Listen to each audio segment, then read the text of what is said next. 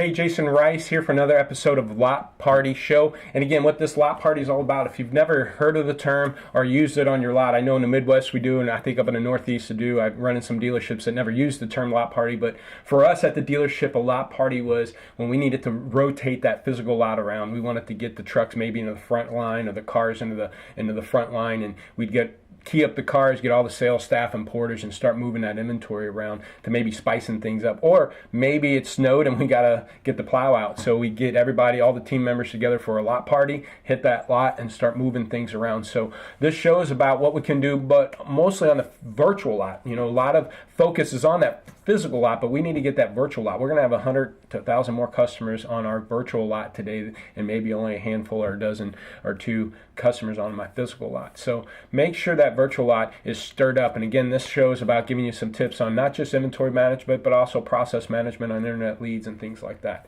So the other thing I want to talk about is our featured dealer of the week. I have a little frame up here. You guys send me some of your plates, okay? I'd love to have some dealer plates. You can see some here from my travels over the years. I grabbed some of the dealer plates, but send me a plate. You can go to lotpop.com under contact us. The address is there. Send us a plate like the feature on the show, and maybe even line up a interview with you on the show, maybe some best practices or challenges at your stores that other dealers can relate to. So I'd like to add that. So again, feel free to send us a plate like the feature there. Now, over the last few weeks, I've been talking about inventory management and what key metrics to measure with your inventory to make sure week after week you're improving. 2 weeks ago, I talked about I talked about marketing and what key metrics are important week after week to make sure you're improving the marketing of your cars. Some of that's going to be missing photo percentages, or is our SRPs and BDPs up or down? So check out 2 weeks ago the episode. You can see that on autodealerlive.net and look at the old episodes 2 weeks ago. But I also posted on my Lot Pop channel on YouTube, so check it out there. But then the previous week, last week, we talked about the stocking of your inventory. Now, again, stocking's crucial to having the right car, the right inventory mix to what we're selling and what we're carrying. So check out that episode's one over stocking. This week I'm going to talk about ROI. What's our return on investment? And not just what's our average gross and is our average gross or our total gross improving or increasing or decreasing? I want to look at other key metrics that will tell me, is our inventory shifting in the right direction week after week? Analogy I use, sometimes I read it in a coaching book, was, every NFL team goes to every season, at the beginning of the season, their goal is to get to the Super Bowl. But week after week, they don't talk about the Super Bowl. They don't have an interview this week saying, hey guys, what are you guys working on this week, focusing on? Well, it's the Super Bowl. No, they look at the next team. Each week it's a different team, and each team is different. Some teams are strong that I'm going to go against that are special teams, that are great special teams, and maybe I'm weak. Or maybe it's a great defensive team, and so I got to make adjustments in my offense, and then they're weak on defense, and so they're weak on offense, and I'm strong in defense. So we're going to make adjustments based week after week on that team to ultimately get to that Super Bowl. And if I can do the right thing week after week, we get there. So a lot of dealerships have goals for their used car inventory and say, or even their new car, I want to sell 200 cars a month. Okay, well, how are you getting there? Well, then they're going to track, certain metrics. But each week, it could be a different issue. Again, this week, my photo percentage could be down. I got to focus on that. Next week, it could be I don't have enough fresh inventory. I got to buy some cars. So I got to look at stocking. So each week, I got to make adjustments to get to that 200 units.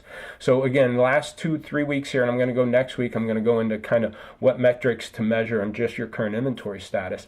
But right now, we're talking about ROI. And each week, we got to make adjustments. We can't just look at our average gross and our total gross and our unit sales to see if we're being profitable or not.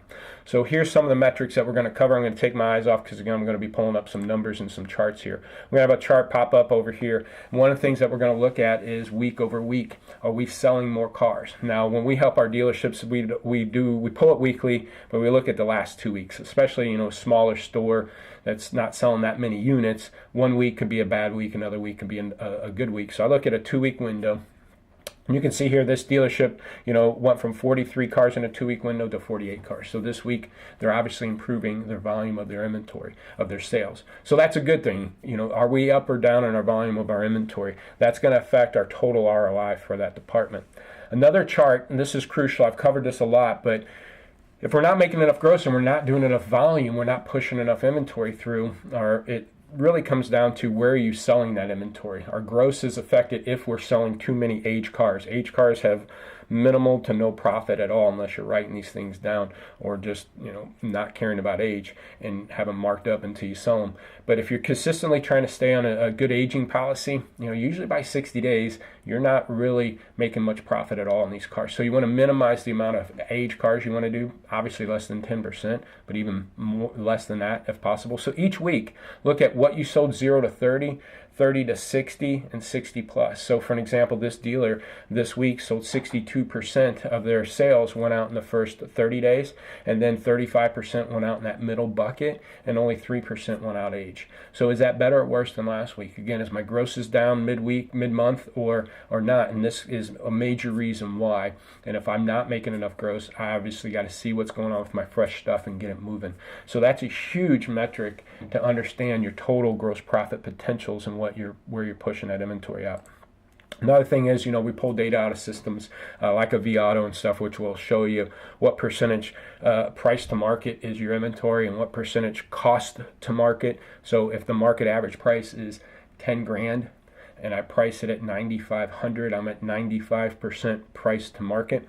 The other thing you'll look at is my cost to retail market, not cost to wholesale, but my cost to market. So if I own it at 8,500, that means I'm at 85% of the 10 grand retail price.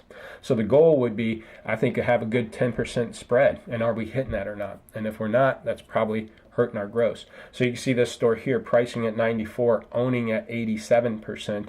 So they got a 7% spread. And you can see in that green graph where that line's going down. So he had more spread in his inventory, and now it's getting less. So again, that's affecting my gross profit. I can raise my prices and bring that spread up, but again, it's an indicator if I'm slowing down sales, what we talked about 2 graphs ago. If I'm slowing down sales, then maybe I'm going to have to bring that pricing back down. So again, that's why it's important to look at volume. I can increase my prices to try to get that spread back, but if it slows down my unit sales and I'm selling less fresh stuff, then that plan's not working. I'm going to have to drop that pricing again. Okay, cost up pricing doesn't help your inventory at all. So you got to make sure you're measuring that out. Then efficiency. Now I'm going to show you the graph here. There's a black and there is a green. Okay, the green is the dealership's average investment, and you can see here at 22,100, this dealership's average investment is going up.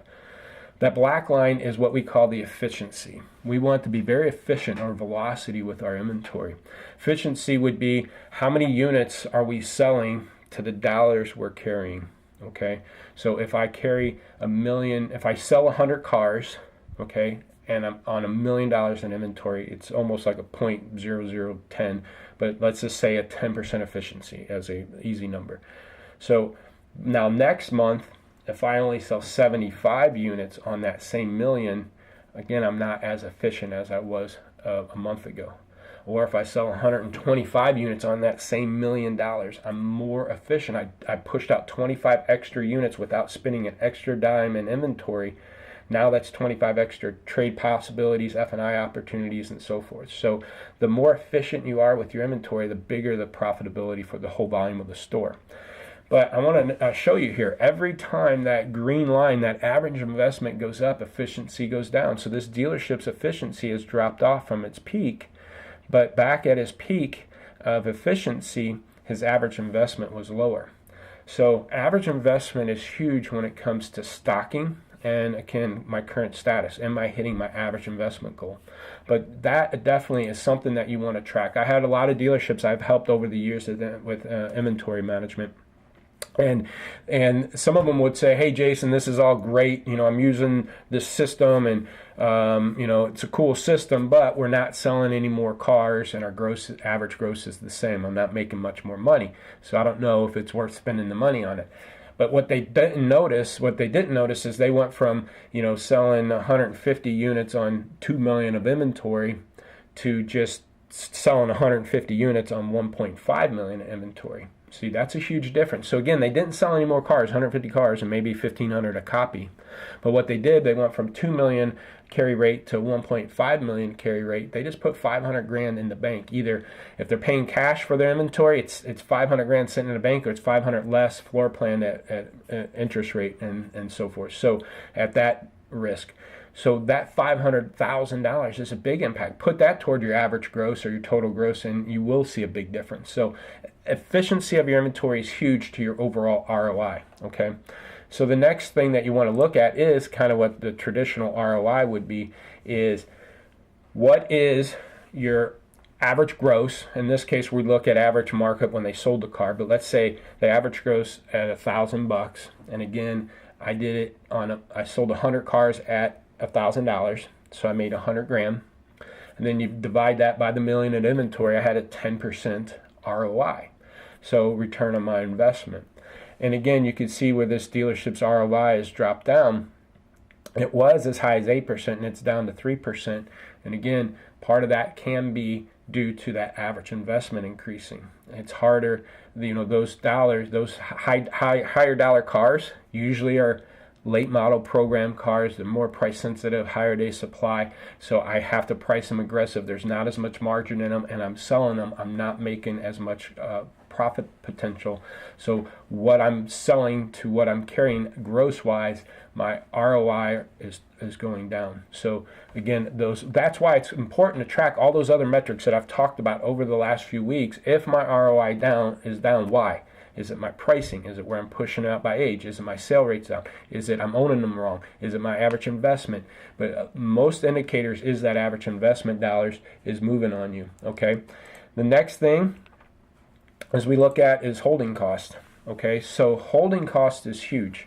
What we do is, I think in NCM, if you Google NCM and holding costs, they have an article and a formula how to break it all down. I won't go into it here, but basically what they say, it takes anywhere from about $35 to $50 a day to keep a car in a slot. Okay, you're looking at your expenses. What does it cost to keep this lot going, and divide it by how many slots you have, and you're looking at how many. What the average day is. Now, even if you don't know it and don't do the formula, just apply $25, $40 a day to every car in your lot and figure out what the average holding cost is. So if it's $20 a day and the car is 20 days old, it costs you $400 so far to keep that car there. Now, if the car turns 60 days old, now you're talking $1,200 to keep that car there.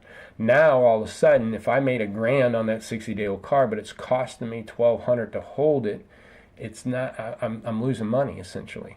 And so that holding cost is another indicator that a lot of people don't apply to their average gross. They're high-fiving each other because they're making $2,000 a copy selling 100 cars. But if they looked at that holding cost and and really subtracted that number, my analogy on this is it's like your house. If I said, hey, how much does it cost for you to live in your house? And you say, well, my mortgage is $2,000. Okay, that's kind of like saying, well, my average gross is $2,000. Well, no, hold on. You're living in your house. Do you have an electric bill? Do you have a cable bill? Do you have a phone bill? Do you have a water bill? It really costs you $3,500 to live in that house.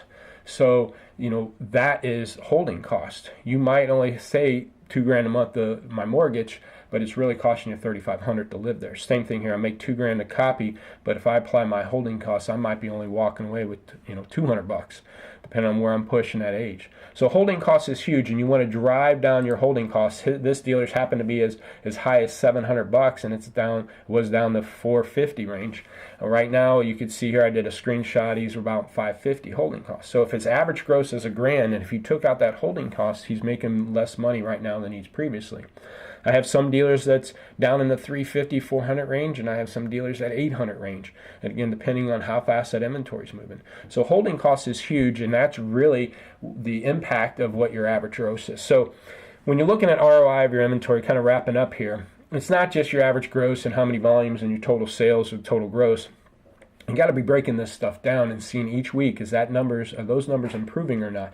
And if they're not, you got to understand where you got to make adjustments, and that's where the last 2 weeks I'm talking about where those adjustments need to be made. So I hope this was helpful. Auto Dealer Live is next. Stay tuned for the show, and see you next week. Thanks.